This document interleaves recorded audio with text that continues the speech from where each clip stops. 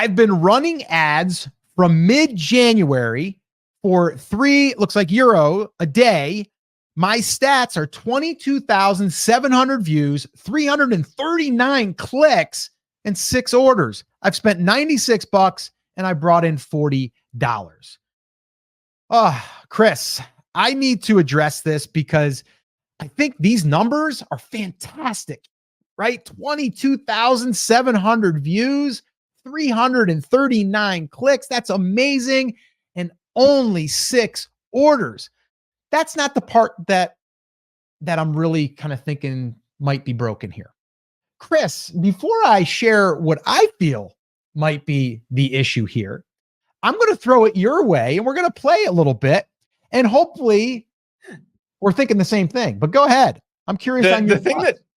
The thing that stands out to me, and to get into the nitty gritty on some of the other numbers, I could cherry pick, click-through rate, conversion rate, all those kinds of things. But the thing that gives me a heart attack there, Scott, is 6 orders at $40 in revenue, right?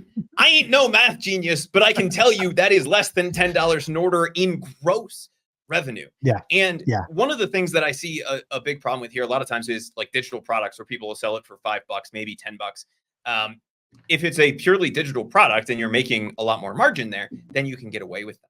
But if we have low cost, low margin products, this becomes a huge problem very quickly.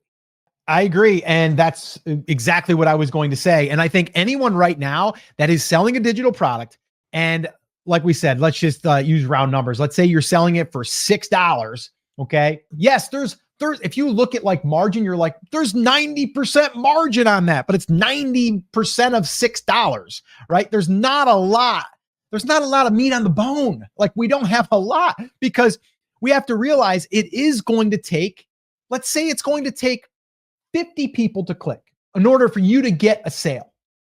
You have to start looking at the numbers. You're like, okay, let's say it's 20 cents a click. Do the math.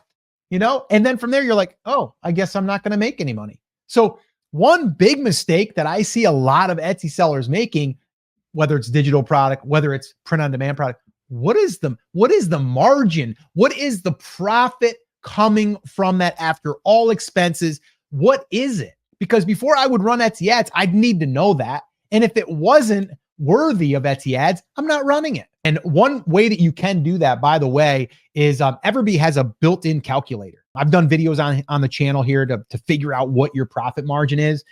If you want to try Everbee, you can try it for free. You get 10 searches and you can use the calculator. If you go to brandcreators.com/Everbee, again, that's brandcreators.com/Everbee. Now, if you sold, here's a big one now, pay attention. If you were selling a digital product that also led to more things that you had to offer in your shop, I might be okay with that.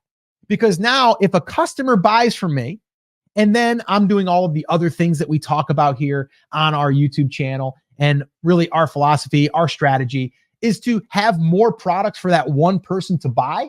Well, if that one person came in and they saw that they wanted to buy that one product for $6, and then from there, they could add something for 20, they could add something for 40, they could add maybe another one for 10. At least you have more opportunity for that customer to be worth more. And that's where you can get ads to really, really work for you. But if you're right now trying to advertise just one product and you think, oh, as soon as I get this thing dialed in, I'm going to be able to just scale this thing, you're probably not going to be able to do it. Even if you are making $15 on that sale, I still would be reluctant on running Etsy ads. And the reason why is because it usually is going to take $3, $4 maybe to acquire that customer. But if you acquire that customer and you have more things for that customer to buy, that is how you make Etsy ads work. Another question came in was like, Scott, what is our minimum? Like, what should we be, what's our profit that we should be making on a product before we decide to offer it or promote it using Etsy ads? And, my thought always is, what is on the back end of what you could sell them? Because in the beginning, I'm not so worried about it. Like, I'll actually acquire a customer, and if I break even, I'm like, Fine. I'm okay. No big deal. Like I'm not stressing. Okay.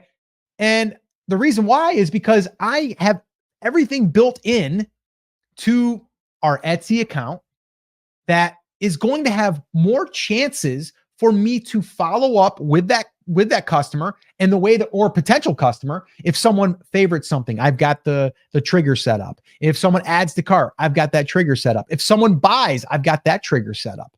Okay. My first message that goes out welcomes them and tells them that we've got everything, preparing for them and all of this, and we'll be in touch when it's shipped. But then I invite them to our VIP group. Then I get to send emails. And guess what? When someone buys off my email list that came from Etsy, that's profit. I didn't advertise to them. Only thing I did was I sent an email.